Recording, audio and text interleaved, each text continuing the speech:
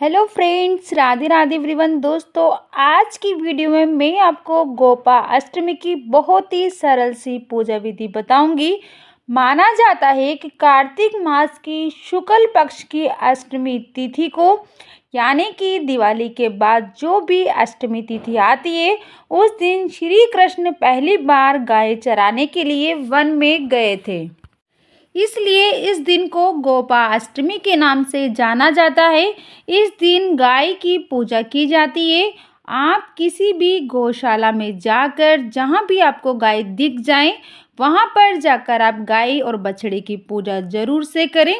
अगर आपके पास गाय नहीं है, आप गाय के पास नहीं जा सकते, तो आप घर पर भी बहुत ही आसानी से गोपाष्टमी की आप पूजा कर सकते हैं। तो आइए जानते हैं कैसे हम घर पर पूजा कर सकते हैं। तो देखिए, उसके लिए मैंने एक चौकी लगा ली है। चौकी पर मैंने वस्त्र बिछा लिया है। तो वस्त्र आप किसी भी रंग का, लाल, पीला, गुलाबी रंग का वस्त्र बिछा सकते हैं। इसके बाद मैंने एक पात्र ले लिया है। अब हम गाय को स्नान कराएंगे। गाय आपको जो लेनी है उसमें साथ में बछड़ा भी होना चाहिए। गाय आप किसी भी मार्बल पत्थर की आप ले सकते हैं, तांबे की गाय आप ले सकते हैं, या फिर आप पीतल की गैया भी आप ले सकते हैं। कोई सा भी स्वरूप आपके पास जो भी हो वो आप ले लीजिए। उसके बाद हम स्नान कराएंगे। तो हम जल में थोड़ी सी हल्दी मिलाकर उसी जल से हमको गाय को स्नान कराएंगे। इसके बाद हम कच्चे दूध से हम स्नान करा देंगे। अगर आपको गाय का दूध मिलता है तो बहुत अच्छी बात है, आप उसी दूध से, आप कच्चे दूध से स्नान कराएं। अगर नहीं मिल पाता है तो आप किसी भी दूध से आप स्नान करा सकते हैं, लेकिन कच्चा दूध होना चाहिए। दूध से स्नान कराने के बाद हम जल से स्नान हम करा देंगे। शुद्ध जल से हम अच्छे से स्नान करा देंगे। अब हम गाय को पास जाकर हम अगर पूजा करते हैं तो दूध व हल्दी की छींटे लगाकर हमको स्नान कराएं, क्योंकि गाय की सेवा करना इस दिन सबसे महत्वपूर्ण होता है। तो आप गाय को स्नान कराने के बाद गाय को अच्छे से सूती वस्त्र से हम पोंछ देंगे, और ये जो भी जल है इसे हम पौधों में डाल देंगे। इसके बाद हम फूलों का आसन देकर, आप चाहें तो आप चावल का आसन देकर गाय को हम विराजमान हम यहाँ पर कर देंगे। देखिए, हमारे पास अगर छोटे से लड्डू गोपाल है तो साथ में आप उनकी भी पूजा करें। मेरे पास भी लड्डू गोपाल जी, तो हम देखो हमारे लड्डू गोपाल जी आ गए हैं। अब हम इनकी पूजा करेंगे। तो गाय के साथ साथ आप श्री कृष्ण जी का पूजन आपको करना होता है। अगर आपके पास लड्डू गोपाल जी हैं तो आप उनका भी पूजन करें, या फिर भगवान श्री कृष्ण की किसी भी स्वरूप का, जो भी आपके पास प्रतिमा फोटो है, उसकी भी आप पूजा कर सकते हैं। साथ ही हमने गणेश जी को विराजमान कर दिया है। अब हमें शुद्ध घी का दिया हमको प्रज्वलित हम कर लेंगे। इसी के साथ हमने स्नान हम करा चुके थे। अब वस्त्र स्वरूप हम कलावा समर्पित करेंगे। सभी को हमको कलावा चढ़ाना है। गणेश जी को, बछड़े को, गाय को, साथ ही लड्डू गोपाल जी को हम कलावा समर्पित कर देंगे। उसके बाद हम गाय को लाल रंग की चुनरी समर्पित करेंगे। आप चाहें तो गाय को आप साड़ी भी आप उड़ा सकते हैं, श्रृंगार का सामान आप चढ़ा सकते हैं। आप अपनी सामर्थ्य के अनुसार आप कितना भी आप कर सकते हैं। उसके बाद हम रोली से तिलक करेंगे। हम सभी को रोली से तिलक कर देंगे।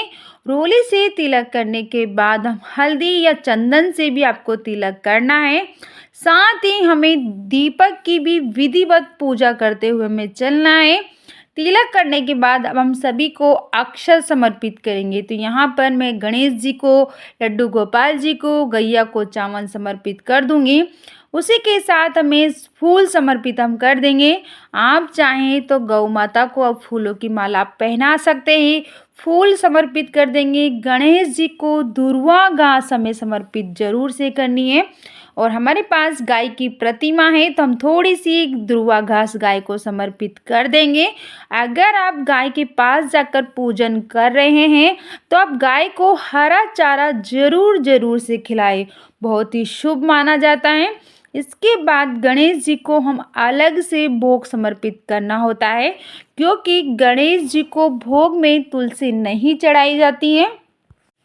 इसलिए हम गणेश जी को अलग से भोग लगाएंगे। साथ ही हम लड्डू गोपाल जी को जो भोग लगाएंगे उसमें तुलसी हम समर्पित कर देंगे, फल हम समर्पित करेंगे। कोई भी ऋतु फल आप ले सकते हैं, केला, सेब फल, जो भी आप ऋतु फल लेना चाहें।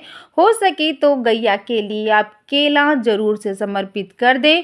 और साथ ही हम पूजा में रही कमियों को पूरा करने के लिए दक्षिणा समर्पित कर देंगे, धूप दीप हम दिखाएंगे। देखिए, गोपाष्टमी के दिन गाय के गले में घंटी बांधना बहुत ही शुभ माना जाता है, तो हो सके तो गाय के गले में घंटी जरूर बांधे। इसके बाद हम अपने सीधे हाथ में थोड़े से चावल, फूल लेकर गोपाष्टमी की कथा हम सुनेंगे। जो लोग कार्तिक स्नान कर रहे हैं वो लोग तो कथा जरूर से सुने। अगर आप नहीं कर रहे हैं कार्तिक स्नान तो भी आप गोपाष्टमी की कथा जरूर से सुने।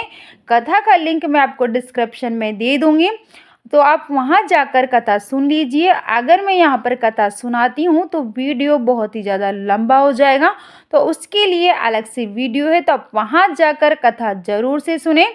कथा सुनने के बाद जो हमने चावल पुष्प हाथ में लिए हैं वो लड्डू गोपाल जी के चरणों में और गाय माता के चरणों में हम समर्पित कर देंगे। इस तरह से हमारी कथा पूर्ण हो जाएगी और कथा सुनने के बाद हम आरती करेंगे। तो आरती हम गणेश जी की, श्री कृष्ण जी की और गाय माता की हम आरती करेंगे और हाथ जोड़कर पूजा में रही कमी की हम क्षमा याचना करेंगे और अपनी मनोकामनाएं बोलेंगे। देखिए, वैसे तो हमें रोजाना ही गौ माता की सेवा करनी चाहिए। अगर आप रोजाना सेवा नहीं कर पाए तो आप गोपाष्टमी के दिन गाय व बछड़े की सेवा जरूर से करें, उनको हरा चारा जरूर खिलाएं। तो फ्रेंड्स, ये थी गोपाष्टमी की पूजा कैसे की जाती है। बहुत ही सरल सी पूजा विधि मैंने आपको बताई है। वीडियो आपको कैसी लगी, वीडियो को शेयर करना, लाइक करना और चैनल को सब्सक्राइब करना।